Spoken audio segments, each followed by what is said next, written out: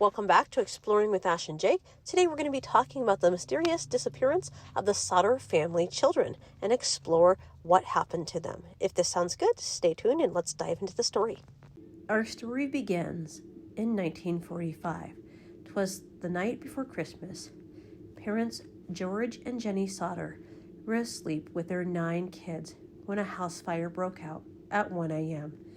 George tried to save his children, but the staircase was on fire. George attempted to use his truck, but it wouldn't start, as someone had tampered with them. What's really strange is it took the fire department 7 hours on Christmas Eve to get to a house that was on fire 2.5 miles away.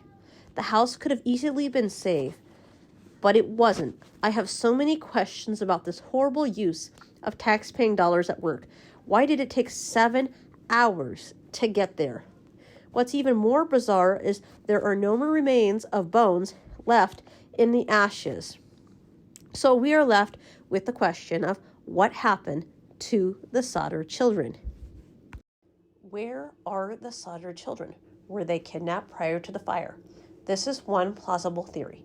Now hear me out on this before you all rule out that I'm wrong. There was no smell of burning flesh before or after the fire. Now, when somebody catches on a fire, their skin gives off this nasty putrid smell. Nobody smelled anything.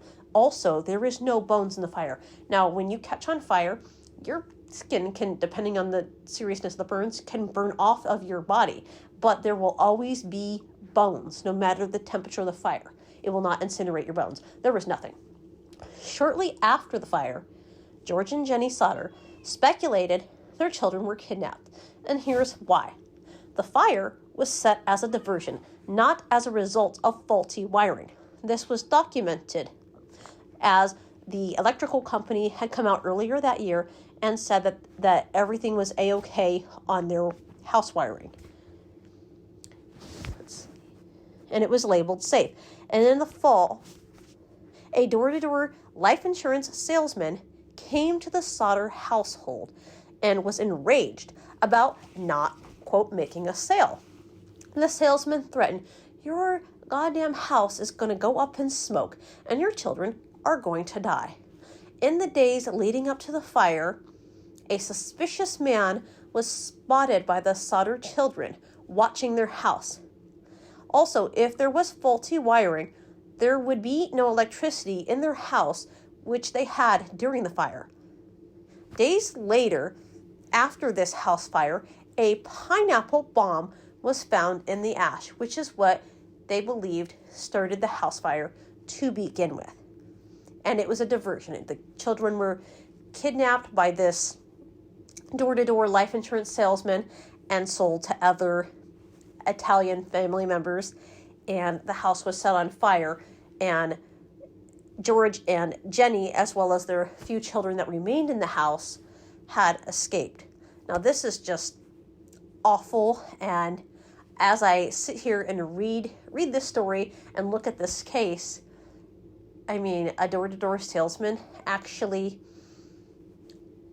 threatening somebody over not making a sale just in 2023, that would seem crazy, but back then it wasn't all that crazy. And the part that I didn't share in this story, which really intrigued me, is so they have a jury of the locals and their peers, because apparently during this day and age, the police department can't do their job. They still can't do their job. But on the jury was the door-to-door life insurance salesman himself, who, quote, deemed the fire a result of electrical faulty wiring. Now, the electric company came out that earlier and said that everything was passing and A-okay. So it's shocking that you have somebody that committed a crime that is on the jury saying all of these just crazy things.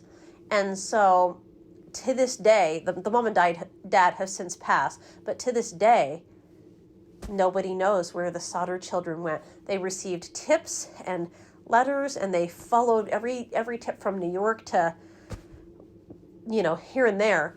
But They never figured out where their children went, and for 15 years after, they paid for the FBI and the police to have this billboard up for any missing information about their children. And they followed every lead, but they never found their children. But they never found any actual human DNA remains in the ashes. And to this day, the Sodder family children is cold case. Nobody knows what happened to them. These children would be well into their 70s and 80s now. Well, would be well into their 70s and 80s now if they were alive. If you enjoyed this case, let me know in the comments. As always, I hope everyone is having a wonderful December. Merry Christmas. Peace, love, a word, and keep exploring. Bye.